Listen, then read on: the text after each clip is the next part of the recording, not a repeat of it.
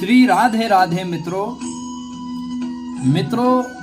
महाशिवरात्रि पर्व की आप सभी श्रद्धालु भक्त जनों को बहुत बहुत हार्दिक शुभकामनाएं। भगवान भोलेनाथ आप सभी भक्त जनों की मनोकामना पूरी करें। मित्रों, आज हम नवग्रहों के आधार पर भगवान शिव जी के स्वरूप का विश्लेषण करने जा रहे हैं। मित्रों, एक बार पुनः आप सभी भक्त जनों का बहुत बहुत हार्दिक आत्मीय अभिनंदन। मित्रों, अगर हम सूर्य की बात करें मित्रों, तो सूर्य जो है वो सहस्त्र तेज के समान भगवान भोलेनाथ की ये तीसरे नेत्र में ब्रह्मांड की सारी ऊर्जा जो है वो विद्यमान है। मित्रों, ये आज्ञा चक्र का भाव होता है। मित्रों, भगवान सूर्य को एक बार अहंकार हो गया मित्रों, और अहंकार होने के बाद भगवान सूर्य को 13वें रुद्र अवतार के रूप में हनुमान जी के द्वारा निगल करके अहंकार का मर्दन किया, और भगवान सूर्य ने भगवान भोलेनाथ की भक्ति आराधना की। इसलिए भगवान ने भोलेनाथ ने सूर्य भगवान को सूर्येश्वर महादेव की उपाधि दी गई। कर्नाटक, वाराणसी, महाराष्ट्र इत्यादि प्रदेशों में भगवान भोलेनाथ के रूप में सूर्य देव की आराधना की जाती है। मित्रों, अगर हम चंद्रमा की बात करें, भगवान शिव जी अपने मस्तक पर चंद्रमा को धारण किए हुए हैं। एक योगी जो होता है वो अपने मन को पूरी तरह से साधता है और मन में उठने वाले मनोविकारों को वो शमन करता है, तभी वो साधना के मार्ग में आगे बढ़ता है। मित्रों, पौराणिक शास्त्रों के अनुसार चंद्रमा राजा दक्ष के 27 कन्या से विवाह किए मित्रों, और चंद्रमा का मन रोहिणी नक्षत्र से ज्यादा लगा। बाकी राजा दक्ष की कन्याओं ने राजा दक्ष से इनकी शिकायत कर दी। राजा दक्ष ने चंद्रमा को टीबी होने का श्राप दे दिया, क्षय रोग होने का श्राप दे दिया, और तब से चंद्रमा ने भगवान शिव जी की भक्ति की, और भगवान शिव जी ने चंद्रमा को अपने मस्तक में धारण करके चंद्रमा को वरदान दिया कि आप 15 दिन आप शुक्ल पक्ष के बढ़ता हुआ चंद्रमा और 15 दिन कृष्ण पक्ष के घटते हुए चंद्रमा के रूप में वरदान प्रदान किए, और महादेव ने चंद्रमा को सोमेश्वर महादेव के नाम से संबोधित किया। तब से सोमेश्वर महादेव भगवान शिव के स्वरूप की पूजा की जाती है। मित्रों, अगले ग्रह की हम बात करें, मंगल ग्रह। जी हाँ मित्रों, मंगल ग्रह को कार्तिकेय, मंगल ग्रह को हनुमान से उपाधि दी गई है। मित्रों, भगवान शिव ने मंगल को दहकते लावा के समान, अग्नि के समान बताया गया है, भूमि का पुत्र, और भगवान शिव जी ने भी मंगल को पुत्र के रूप में स्वीकार किया है। मित्रों, मंगल जो है वो अग्नि के समान ये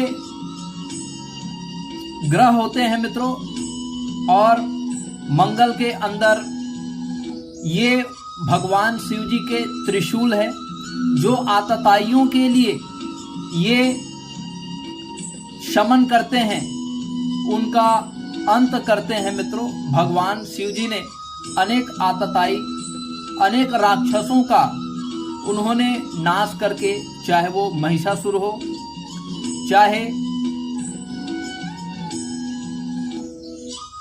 कोई भी आतताई राक्षस, जिनको समाप्त कर धर्म की रक्षा की। मित्रों, मित्रों बुध की यदि हम बात करें तो बुध जो है भगवान शिव जी सिंह के चर्म को अपने शरीर से ये लगाए हुए हैं। मित्रों सूर्य जो है वो ज्ञान का कारक होते हैं और जब हम तप करते हैं, जब हम अपने अंदर की जब बुराइयों को हम दूर करते हैं मित्रों, तो निश्चित रूप से हमारे अंदर एक तेज जो है वो पैदा होता है मित्रों। तो सिंह चर्म जो है वो हमारे मन में या हमारे शरीर में जो उत्पन्न होने वाले मनोविकार है मित्रों, बुराइयां हैं, उन बुराइयों को हम दूर करें और हम भगवान की भक्ति, योग, ध्यान से हम अपने मन को और अपने बुद्धि को संतुलित करते हुए उस परम पिता परमेश्वर के चरण में ध्यान लगाना है मित्रों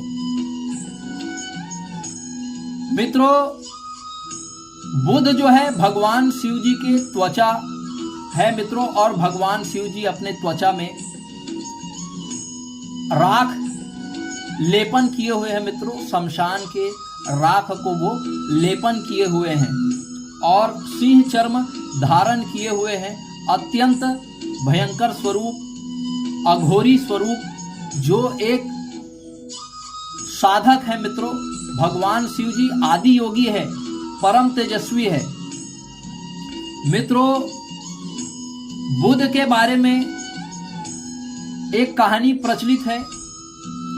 देवगुरु बृहस्पति की पत्नी तारा के साथ चंद्रमा ने प्रेम संबंध बनाए और उसके परिणाम स्वरूप बुध का जन्म हुआ। जी हाँ मित्रों, बुध को उनके पिता गुरु ने तिरस्कार किया तथा चंद्रमा ने भी बुध को तिरस्कार किया। तो बुधदेव भगवान शिव के शरण में गए और बुधदेव ने भगवान भोलेनाथ की तपस्या की मित्रों। बुध की तपस्या से भगवान भोलेनाथ प्रसन्न हुए और बुध को अपना स्वरूप प्रदान किए। तब से बुधेश्वर महादेव, नवग्रह के रूप में बुधेश्वर महादेव की पूजा की जाती है मित्रों। वाराणसी, कर्नाटक, महाराष्ट्र प्रदेशों में ये मंदिर जो है देखने को मिल जाएगा मित्रों। अगले ग्रह गुरु की हम बात कर लेते हैं मित्रों। गुरु जो है वो भगवान शिव जी के तीसरे नेत्र में अग्नि के समान प्रचंड वेग से निकलने वाला ज्ञान है मित्रों। और गुरु के ज्ञान से हमारे अंदर की जो अंधकारमय वातावरण है उसे दैदिव्यमान करते हैं, ज्ञान से प्रकाशवान बनाते हैं और हमारा जीवन जो है वो ज्ञानमय हो जाता है। हम अपने जीवन में अपने बुद्धि और ज्ञान से अपने इस जीवन की सार्थकता को हम पहचानते हैं। इस गुरु के माध्यम से हमारे लिए क्या अच्छा है, हमारे लिए क्या बुरा है, वो इसी गुरु से हमें यह ज्ञान प्राप्त होता है। जी हाँ मित्रों, गुरु हमारे आध्यात्मिक उन्नति को प्रदर्शित करते हैं। उस परमात्मा तक पहुंचाने का एकमात्र साधन गुरु है और भगवान शिव जी आदि गुरु है मित्रों। और भगवान शिव जी की कृपा सहज रूप से अपने भक्तों पर होती है और वो हमें शक्ति का ज्ञान देते हैं, वो हमें आध्यात्मिक उन्नति प्रदान करते हैं, वो हमारे सप्त चक्र को जगाते हैं और इस भव सागर से पार लगाते हैं मित्रों। और परमात्मा ने जिन उद्देश्यों के साथ हमें ये मानव जीवन प्रदान किए हैं मित्रों, उन उद्देश्यों का ज्ञान भी ये गुरु हमें अध्यात्म से जोड़ करके प्रदान करते हैं। निश्चित रूप से भगवान गुरु ग्रह को भगवान भोलेनाथ ने गुरु ग्रह को बृहस्पतेश्वर महादेव के रूप में जग विख्यात किए हैं मित्रों। भगवान शिव का स्वरूप बृहस्पतेश्वर महादेव की पूजा करने से भगवान शिव जी की अक्षुण्ण कृपा ऐसे भक्तों पर बनी रहती है। मित्रों, अगले ग्रह की बात कर लेते हैं मित्रों, शुक्र। जी हाँ मित्रों, शुक्र जो है ये साधना के कारक होते हैं मित्रों। जिस प्रकार भगवान भोलेनाथ अपने कठोर तप से अपने सप्त चक्र को जागृत कर, सहस्त्रार चक्र को जागृत कर मित्रों वो सूक्ष्म तत्व में विलीन हो गए हैं, वो निराकार है। भगवान भोलेनाथ साधना स्वरूप जटा में गंगा मैया को धारण करने वाले हैं। भगवान भोलेनाथ को मृत संजीवनी विद्या का भी ज्ञान है मित्रों, क्योंकि त्रिदेवों में भगवान भोलेनाथ को संहारकर्ता के रूप में माना जाता है, मोक्ष प्रदाता माना जाता है मित्रों। एक कहानी के अनुसार शुक्र भगवान भोलेनाथ की अक्षुण्य भक्ति की 10,000 वर्ष तक कठोर तपस्या किए मित्रों, और भगवान शिव जी ने शुक्राचार्य को मृत संजीवनी विद्या का वरदान दिया, ताकि घायल और मृत अवस्था में असुरों पर मृत संजीवनी विद्या का प्रयोग कर उन्हें जीवनी शक्ति प्रदान किया जा सके। जी हाँ मित्रों, निश्चित रूप से जब भागीरथी ने गंगा का आह्वान किया मित्रों, तो भगवान भोलेनाथ की सैकड़ों वर्ष तक कठोर भक्ति की, कठोर तपस्या की, तब कहीं जाकर भगवान भोलेनाथ ने गंगा मैया को जगत कल्याण के लिए इस धरती पर भेजा मित्रों, और तभी से इस धरती में जीवन की संभावना जो है वो बनी। हजारों लाखों प्राणियों को उन्होंने मोक्ष प्रदान किया। आज गंगा मैया में स्नान करके आज करोड़ों श्रद्धालु मोक्ष प्राप्त करते हैं। आज महाकुंभ मेला, जी हाँ मित्रों, इस महाकुंभ मेले में स्नान करने से निश्चित रूप से हमारे पूर्व जन्म के हमारे पाप कर्म जो है वो समाप्त हो जाते हैं। ऐसी गंगा मैया पर भगवान भोलेनाथ की कृपा है मित्रों, और कुंभ स्नान करने से निश्चित रूप से हमारा मन पवित्र हो जाता है, हमारे मन में साधना एवं अध्यात्म का विकास हो जाता है। जी हाँ मित्रों, तो भगवान भोलेनाथ शुक्राचार्य को वरदान दिए हैं मृत संजीवनी विद्या का, और शुक्रेश्वर महादेव के रूप में स्थापित है मित्रों। जो कोई भी भक्तजन शुक्रेश्वर महादेव की उपासना करते हैं, साधना करते हैं, भक्ति करते हैं, उस पर भगवान भोलेनाथ की अक्षुण्य कृपा बनी रहती है। ऐसे जातक को मृत संजीवनी विद्या प्राप्त हो जाते हैं, ऐसे जातक को निरोगी काया का वरदान प्राप्त हो जाता है मित्रों। अगले ग्रह की यदि हम बात कर लेते हैं मित्रों, अगला ग्रह शनि। ये शनि ग्रह जो है वो मृत्यु के कारक है, शमशान के ये कारक है मित्रों। भगवान भोलेनाथ शमशान में वास करने वाले होते हैं, शमशान में तपस्या करने वाले होते हैं मित्रों, और भगवान भोलेनाथ अपने भक्तों पर सहज रूप से कृपा करने वाले हैं।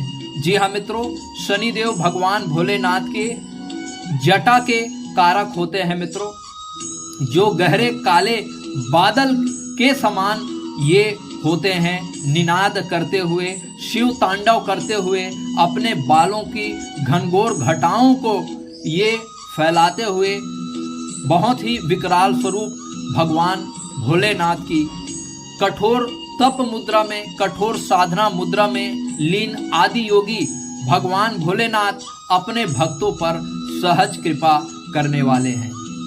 एक पौराणिक कथा के अनुसार शनि की परीक्षा लेने के लिए, शनि के अहंकार को तोड़ने के लिए भगवान शिव जी ने रुद्र अवतार लेकर, हनुमान जी का अवतार लेकर के भगवान शनिदेव की परीक्षा ली मित्रों। और शनिदेव को हनुमान जी ने अपने पूंछ में बांधकर इन्होंने यात्रा, तीनों लोकों की यात्रा कराई, जिनके वजह से चट्टान से टकराने के कारण शनि देव के अंग में चोट लग गए मित्रों। और शनि देव के अंग में चोट लगने से शनि देव को बहुत ज्यादा पीड़ा हुई मित्रों। और हनुमान जी शनि देव के अहंकार को दूर करने के लिए भगवान भोलेनाथ की कृपा से शनि देव के अहंकार का मर्दन किया। और शनि देव ने भगवान भोलेनाथ की कठोर तपस्या की मित्रों। और शनि देव ने भगवान भोलेनाथ को अपने गुरु के रूप में स्वीकार किया।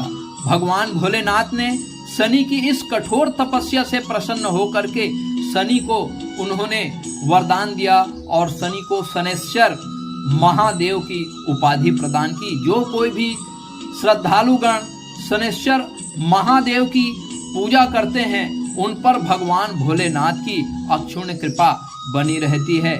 ऐसे जातक पर कभी भी कोई बाधा नहीं आती। ऐसे जातक के सारे काज सिद्ध हो जाते हैं। शनि देव ऐसे जातकों को दुख पीड़ा नहीं पहुंचाते, बल्कि शनि देव की कृपा भी ऐसे जातकों पर सदैव बनी होती है मित्रों। और ऐसे जातक जो है वो भगवान भोलेनाथ की कृपा के पात्र बन जाते हैं। जी हाँ मित्रों, अगले ग्रह की यदि हम बात करें मित्रों, जब राहु के बारे में, जी हाँ मित्रों, जब समुद्र मंथन हुआ मित्रों, समुद्र मंथन में देवताओं ने वासुकी सर्प के पूंछ को और असुरों ने वासुकी सर्प के मुख भाग को लेकर के समुद्र मंथन किए मित्रों। और समुद्र मंथन से नाना प्रकार के नवरत्न, जड़ी बूटी, अमृत और संपूर्ण धन, कुबेर, यक्ष, किन्नर, गंधर्व निकले मित्रों। और उसी समुद्र मंथन के दरमियान कालकूट नामक विष भी निकला मित्रों। सारे देवता और असुरों में त्राहिमाम मच गया, क्योंकि विष की जो प्रभाव था उस प्रभाव से संपूर्ण सृष्टि जो है वो समाप्त हो जाता। तो ऐसे घड़ी में भगवान भोलेनाथ को सारे देव, दानव, यक्ष, किन्नर, गंधर्व ने आह्वान किया। भगवान भोलेनाथ ने उस कालकूट विष को अपने कंठ में धारण कर लिए मित्रों और नीलकंठेश्वर महादेव के नाम से प्रसिद्ध हुए और संपूर्ण संसार की भगवान भोलेनाथ ने रक्षा की। मित्रों, भगवान भोलेनाथ परम पिता परमेश्वर है मित्रों और आदि योगी, आदि पुरुष है मित्रों। उन्होंने संपूर्ण संसार की रचना की, संपूर्ण संसार की उन्होंने रक्षा की मित्रों। इसीलिए भगवान शिव जी ने अपने कंठ में सर्प को धारण किया है। जी हाँ मित्रों, ये सर्प जो है वो ज्ञान के कारक है। ये सर्प हमारे उसी कुंडली के ईड़ा, पिंगला और सुषुम्ना नाड़ी के कारक है। ये सर्प हमारे उसी मूलाधार चक्र के कारक होते हैं, जिसमें हमारी शक्तियां, हमारी ऊर्जा और हमारा ज्ञान जो है वो सुषुप्त अवस्था में इसी मूलाधार चक्र में पड़े होते हैं मित्रों। और यही मूलाधार चक्र हमारे ज्ञान चक्षु को खोलते हैं, हमें अंतर ज्ञान प्रदान करते हैं, हमें अंतर्मुखी बनाते हैं और हमें तप कराते हैं, साधना कराते हैं, आध्यात्मिक उन्नति कराते हैं और भगवत प्राप्ति के दिशा में एक महत्वपूर्ण ये प्लेटफॉर्म हमें प्रदान करते हैं मित्रों। तो निश्चित रूप से राहु जो है वो सर्प का मुख है मित्रों और केतु जो है वो सर्प का पूंछ है। एक बार समुद्र मंथन के पश्चात अमृत कलश प्राप्त हुए मित्रों और अमृत कलश प्राप्त होने के बाद उन्हें देवता और असुरों के बीच बांटना था, लेकिन देवताओं ने षड्यंत्र करके अमृत कलश भगवान विष्णु के हाथों में सौंप दिया। भगवान विष्णु विश्व मोहिनी अवतार लेकर के असुरों के साथ छल करते हुए, माया करते हुए अमृत देवताओं को पिलाए और साधारण जल को असुरों को पिलाए। तो इसी समय असुरों का जो सेनापति था चंद्रभानु, वो भगवान विष्णु की माया को जान गए, क्योंकि राहु अत्यंत ही सुपर इंटेलिजेंट, सुपर विजडम के कारक है मित्रों। अत्यंत मायावी राहु ने चंद्रमा का रूप धारण करके उन्होंने देवता के स्थान में जाके बैठ गए मित्रों। जब भगवान श्री हरि विष्णु विश्व मोहिनी अवतार में जब अमृत परोस रहे थे तो राहु की माया से भगवान विष्णु भ्रमित हो गए। यद्यपि यह भगवान विष्णु की ही माया थी कि उन्हें राहु और केतु नामक एंटिटी बनाना था। भगवान विष्णु जब चंद्र भानु को अमृत पिलाए तो सूर्य और चंद्र ने राहु का विरोध किया मित्रों, और भगवान विष्णु से शिकायत की। जैसे ही भगवान विष्णु को पता चला कि वो भ्रमवश राहु को अमृत पान करा दिए, अपने चतुर्भुज स्वरूप में आकर भगवान विष्णु ने राहु का सर मर्दन किया। मित्रों, राहु ने भगवान भोलेनाथ की हजारों वर्षों तक कठोर तपस्या की मित्रों, भगवान भोलेनाथ ने राहु की तपस्या से प्रसन्न होकर के उन्होंने राहु और केतु को वरदान प्रदान किया मित्रों, और राहुएश्वर महादेव के रूप में भगवान भोलेनाथ स्वयंभू हुए। और जो कोई भी जातक सच्चे मन से राहुएश्वर महादेव की पूजा करते हैं उस पर कभी भी सर्पदंश का प्रभाव नहीं होता मित्रों। ऐसे जातक पर भगवान भोलेनाथ की कृपा बनी हुई होती है मित्रों। और केतु को भी भगवान भोलेनाथ ने वरदान प्रदान किया, क्योंकि केतु को आध्यात्मिकता का ग्रह माना जाता है मित्रों। और केतु के बिना आध्यात्मिक उन्नति, क्योंकि ये हमारे मूलाधार चक्र के भी प्रमुख कारक ग्रह होते हैं मित्रों। जब तक हमारे मूलाधार चक्र में जब तक अगर एक्टिवेशन नहीं होगा, तब तक हमारी आध्यात्मिक उन्नति, हमारे साधना में वृद्धि नहीं होगी मित्रों। निश्चित रूप से जब केतु ने भगवान शिव की आराधना की तो भगवान शिव ने केतु को केतुएश्वर महादेव की उपाधि प्रदान की मित्रों। और जो कोई भी जातक केतुएश्वर महादेव की आराधना करते हैं, पूजा करते हैं, भक्ति करते हैं, उन पर कोई भी संक्रामक बीमारी, कोई भी महामारी का प्रभाव नहीं होता। जातक को स्वास्थ्य लाभ प्राप्त होता है, जातक की आध्यात्मिक उन्नति प्राप्त होती है मित्रों।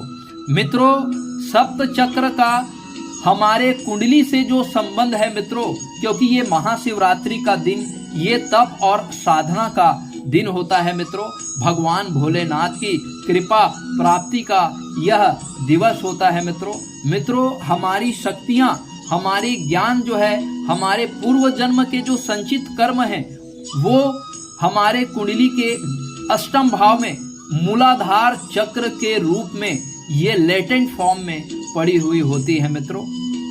जब हम भगवान की भक्ति करते हैं, जब बीज मंत्रों का जाप करते हैं, नवाण मंत्रों का जाप करते हैं, पंचाक्षरी मंत्रों का जाप करते हैं मित्रों, तो भगवान की जब कृपा होती है, भगवान भोलेनाथ की कृपा होती है, आदि योगी भगवान भोलेनाथ की कृपा होती है, तो हमारे मूलाधार चक्र जागृत होते हैं मित्रों। ये मूलाधार चक्र जागृत होने से व्यक्ति अपने वासना, अपने इच्छा पर ये नियंत्रण प्राप्त कर लेते हैं मित्रों।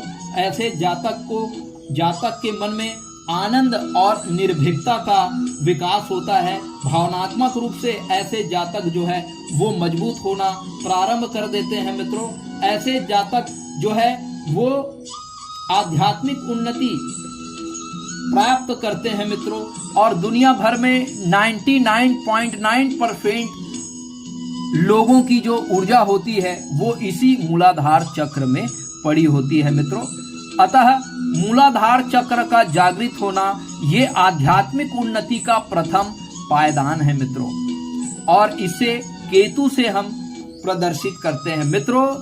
दूसरा जो चक्र है स्वादिष्ठान चक्र, ये हमारे कुंडली के सप्तम भाव में, ये हमारे मूत्र नली के आसपास ये स्थित होते हैं मित्रों।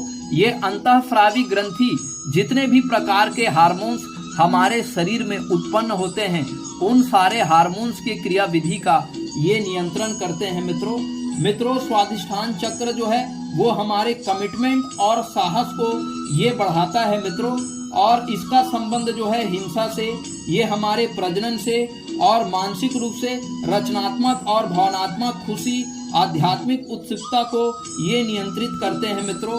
जिन जातकों का जो कुंडली होता है वो स्वादिष्ठान चक्र में अगर पड़ा हुआ होता है सुषुप्तावस्था में, ऐसे जातक बहुत ज्यादा आलसी होते हैं, प्रमादी होते हैं, निद्रा के अधीन होते हैं और अमोद प्रमोद में अपना जीवन जो है वो नष्ट करते होते हैं मित्रों, नष्ट कर रहे होते हैं। इसलिए स्वादिष्ठान चक्र का जागरण होने से इन सभी कार्यों का नियंत्रण होता है। जातक अपने समय का सदुपयोग करना सीख जाता है, जातक आध्यात्मिक विकास करता है, जातक ऊर्जावान हो जाता है मित्रों, और जातक के मन में हिंसा, व्यसन और मानसिक दुर्बलता सभी समाप्त हो जाते हैं और जातक के आध्यात्मिक उन्नति के मार्ग प्रशस्त हो जाते हैं।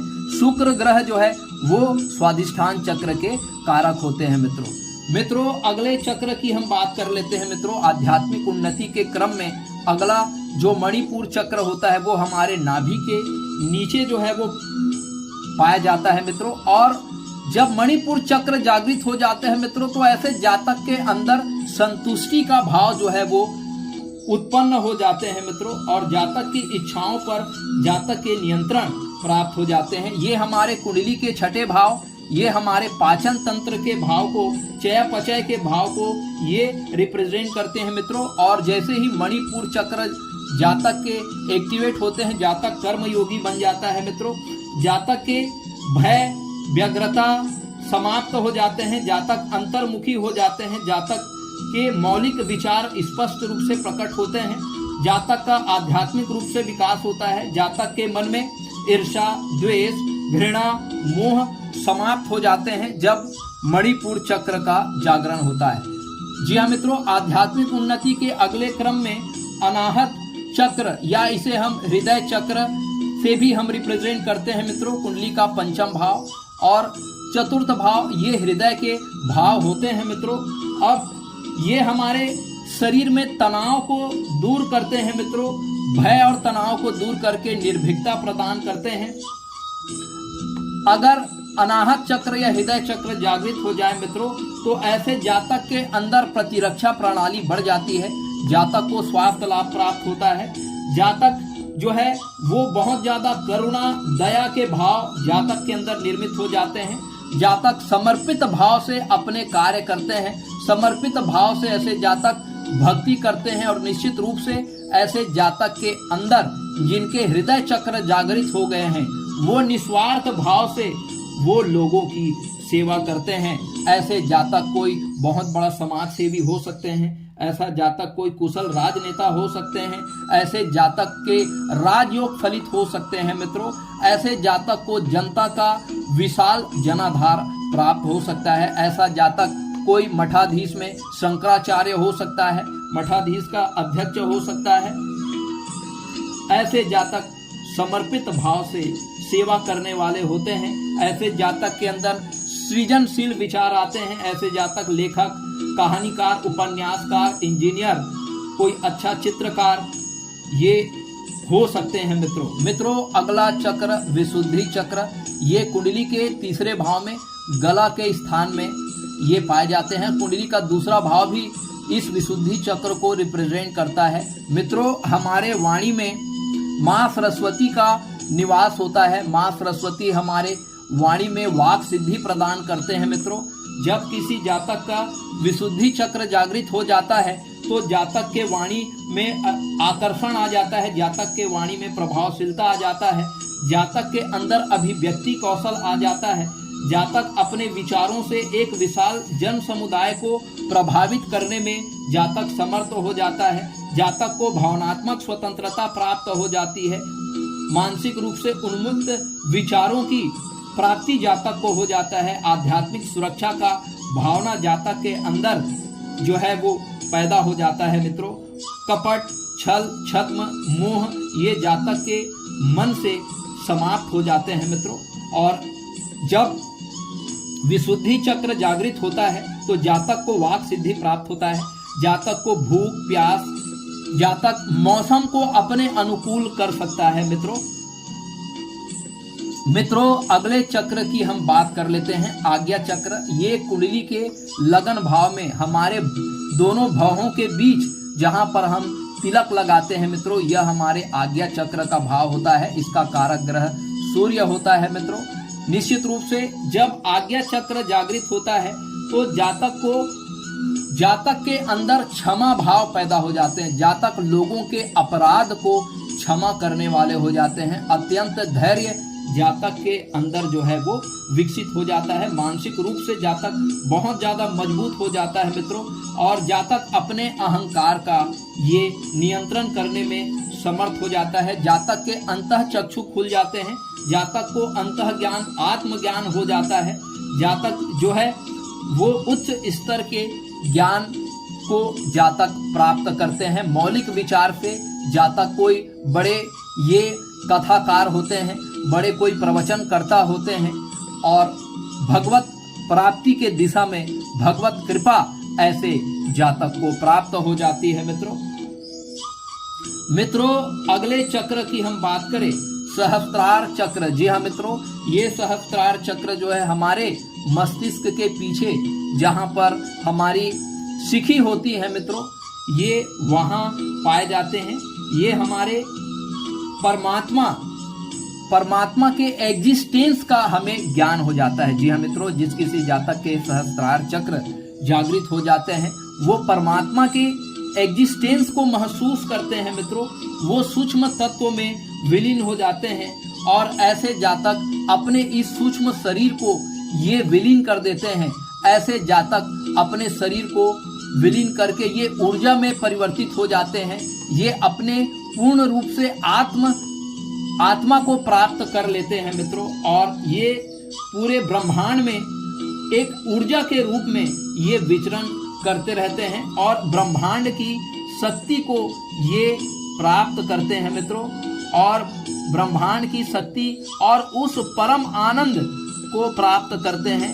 इनके अंदर त्यागने का भाव पैदा हो जाता है, मोक्ष का भाव पैदा हो जाता है मित्रों, विरक्ति का भाव पैदा हो जाता है, और अपने जीवन से ये विरक्त हो जाते हैं और परमहंस के पद को प्राप्त कर लेते हैं मित्रों। इस तरह से मित्रों कुंडली जागरण के माध्यम से हम अपने जीवन को परमात्मा ने जिन उद्देश्यों के लिए, क्योंकि हमारा जीवन का उद्देश्य है मोक्ष प्राप्ति। जी हाँ मित्रों महाशिवरात्रि का दिन भगवान भोलेनाथ की साधना का दिन होता है मित्रों, और हमारे कुंडली जागरण का ये दिन होता है। जी हाँ मित्रों, इस दिन भगवान भोलेनाथ की कृपा किसी प्राणी मात्र पर होती है और वो हमें मोक्ष का वरदान देते हैं मित्रों। कुंडली का जो 12वां भाव होता है वो हमारे मोक्ष का भाव होता है। इसका कारक शनि और केतु महाराज को माना जाता है मित्रों। निश्चित रूप से इस भौतिक संसार से हमें भव सागर से मोक्ष प्रदान करने वाले भगवान भोलेनाथ ही है मित्रों। भगवान भोलेनाथ आदि योगी, परम तपस्वी, परम तेजस्वी, जो अपने भक्तों पर कृपा बरसाने वाले हैं मित्रों आप भी भगवान भोलेनाथ की भक्ति करिए। भगवान भोलेनाथ ही है जो संपूर्ण सृष्टि को संचालित करते हैं मित्रों, और संपूर्ण सृष्टि में पशु पक्षी पेड़ पौधे मानव यक्ष किन्नर गंधर्व सभी प्राणियों पर अपना समान कृपा और आशीर्वाद बनाए रखते हैं। भगवान भोलेनाथ कण कण में है, हर प्राणी मात्र के उस आत्मा के अंदर परमात्मा के रूप में समाहित है भगवान भोलेनाथ। मित्रों एक बार पुनः महाशिवरात्रि पर्व की आप सभी सम्मानित भक्त श्रद्धालु जनों को बहुत बहुत हार्दिक शुभकामनाएं। आप सभी को भगवान भोलेनाथ दीर्घायु प्रदान करे, आपको निरोगी काया प्रदान करे, आपकी मनोकामना पूर्ण करे। इसी शुभ और मंगल कामनाओं के साथ मित्रों इस चैनल को ज्यादा से ज्यादा आप अपने मित्र मंडलियों के बीच, आप अपने कुटुंब जनों के बीच ज्यादा से ज्यादा शेयर करिए, ताकि भगवान भोलेनाथ की कृपा सभी के ऊपर बनी रहे। कोई भी प्राणी मात्र भगवान भोलेनाथ की कृपा से ना चूक जाए मित्रों। तो इस पावन पर्व और महाशिवरात्रि की इस पतित पावन पर्व को आप सफल बनाइए, अपने मानव जीवन को सार्थक करिए मित्रों। इसी शुभ और मंगल कामनाओं के साथ अब आपके एस्ट्रो फ्रेंड को इजाजत दीजिए मित्रों। प्रणाम, नमस्कार।